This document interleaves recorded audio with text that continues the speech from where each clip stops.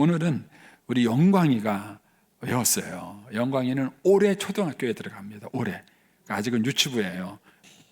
이제 영광이 엄마랑 같이 외웠어요. 영광이 엄마랑 같이 힘들어서 같이 이제 할 텐데 엄마가 옆에 서 있을 겁니다. 그래서 여러분 크게 박수 한번 다시 격려해 주시기 바랍니다. 우리가 사도행전 7장의 스데반처럼 성경 전체를 트이지 않게, 치우치지 않게, 선을 넘지 않고 사람들 앞에서 10분 안에 이야기한다면 하나님께서 얼마나 기뻐하실까요? 성경 창세기부터 요한계시록까지 66권은 하나의 이야기입니다. 창세기는 하나님의 천지창조, 노아 홍수 심판, 하나님의 마흔 이야기를 담은 역사 이전의 역사, 원역사로 시작됩니다.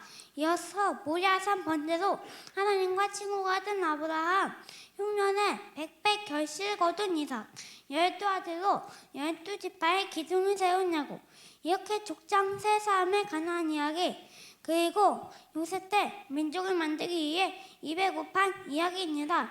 400년 후 히브리 민족이 첫 번째 유월절을 지키고 출애굽합니다. 출애굽의 표면적 이유는 애굽 제국의 박해 때문입니다. 그러나 실제로는 하나님과 히브리 민족 사이에 모든 민족을 위한 세계 선교의 꿈이 제사장 나라 언약을 세우기 위해서였습니다. 레위기는 5대 제사를 비롯한 제사장 나라의 거룩한 시민학교 교과서이며, 민수기는 광야 40년 동안 모세에게 제사장 나라 교육을 받은 만나 세대의 이야기이고, 신명기는 만나 학교 졸업식 설교입니다. 만나 학교 졸업생들이 약속의 땅 가나안에 48개 관공서를 중심으로 제사장 나라를 세운 이야기가 여호수아이며, 사사기는 350년 동안 제사장 나라 1단계 흉년 징계와 2단계 수탈 징계 가운데 진행된 사사들을 통한 구원 이야기이고, 룻기는 사사했을 때 제사장 나라 교육 성공사의 이야기입니다. 사무엘이 어두웠던 사사 시대를 마감하고 미스바 세대를 탄생시켜 제사장 나라를 꽃피웁니다. 이어서 사울이 이스라엘의 초대 왕이 됩니다. 사울과 사무엘의 갈등은 왕정 500년 동안 왕과 선지자 대립이 시작이 됩니다. 다윗이 3번 기름 부음을 받고 왕이 되어 성전 건축을 준비하고 제사장 나라 충성도를 높이며 하나님의 종으로 인정을 받습니다.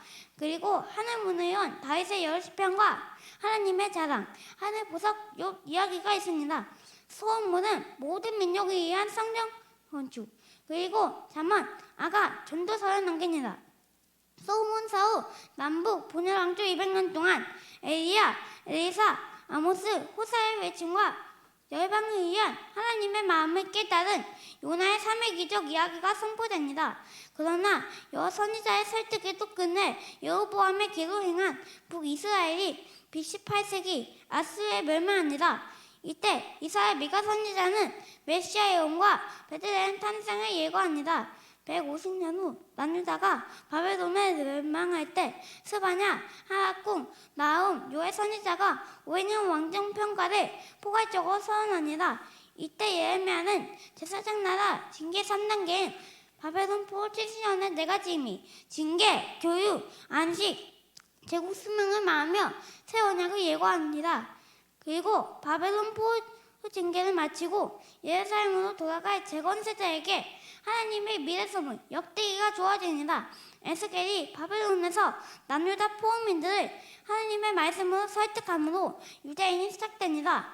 그 사이 다니엘은 환상 가운데 바벨론, 페르시아, 헬라, 로마 제국 변동의 밑그림을 그리며 영원한 하나님 나라를 예언합니다.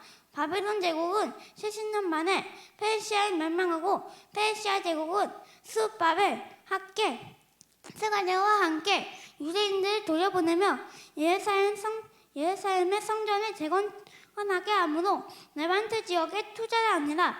한편 페르시아에 남은 유대인들은 아말렉 쪽 하만의 계략으로 죽을 위기에 처하지만 에스더의 파티를 통해 위기를 극복합니다. 이후 에스라가 2차 기한을 이끌어 산헤드린 공회를 설치하고 느헤미야가 3차 기한을 이끌어 성벽을 재건함으로 제사장 나라 재건을 이룹니다. 제사장 나라를 세운 지 1000년 만에 하나님께서는 말라기 선지자를 통해 그동안의 사랑 고백과 AR을 보내 아버지의 마음을 자녀에게도 자녀들의 마음을 아버지에게도 돌이키게 하겠다는 약속을 주신 후 400년 동안 침묵하십니다. 신구약 중앙기 400년 동안 제국들이 변동합니다. 페르시아 제국이 멸망하고 헬라 제국이 등장하는데 헬라 제국의 프틀레미 왕조 때에 모세오경이 헬라어로 번역되어 세계화가 이루어집니다. 이어서 헬라 제국의 세루커스 왕조가 예루살렘 성전을 모독하자 마카비 가문이 혁명을 일으켜 성전을 청결하게 한 후 하스몬 왕조를 세웁니다. 그런데 하스몬 왕조는 80여 년 동안 대제사장이 왕을 겸직함으로 제사장 나라 법을 어깁니다. 이후 헬라 제국이 로마에 넘어가면서 유대는 로마 제국의 통치하에 들어갑니다. 이때 로마는 에돔족인 한옥 가문을 유대 분봉함으로 삼아 예루살렘 성전을 재건축하게 하므로 성전을 로마의 통치도구로 전락시킵니다. 바로 이때 BC와 AD 분기점에 예수님께서 천사들과 목자들의 기쁨 속에 베들레헴에서 탄생하십니다. 예수님께서는 공생의 3년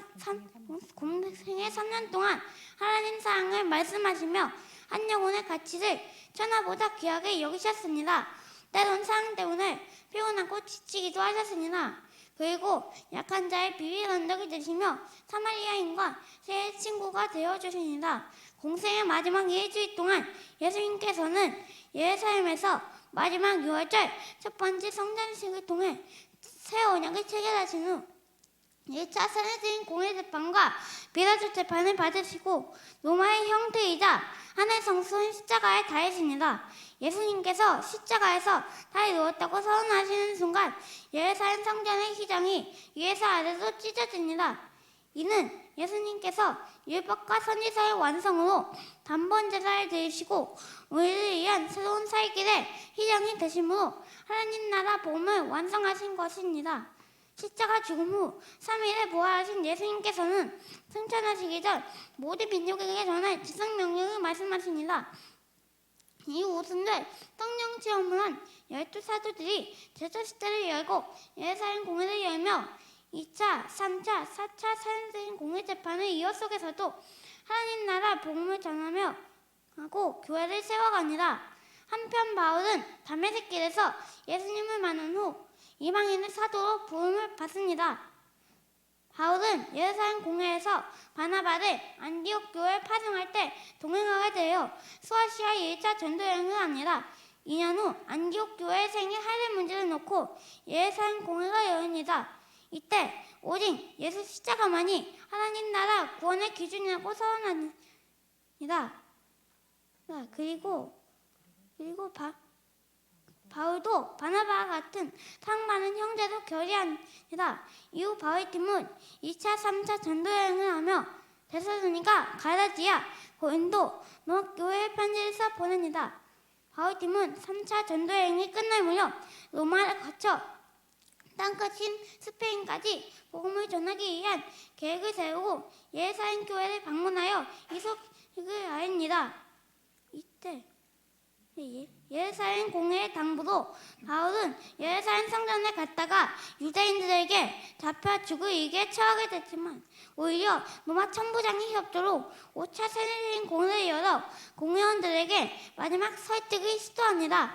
그러나 세례드린 공회의 위협이 거칠어지자 바울은 이도적으로 부활신앙을 고백함으로 사두개파와 바리새파를 분열시키고 그곳을 빠져나옵니다.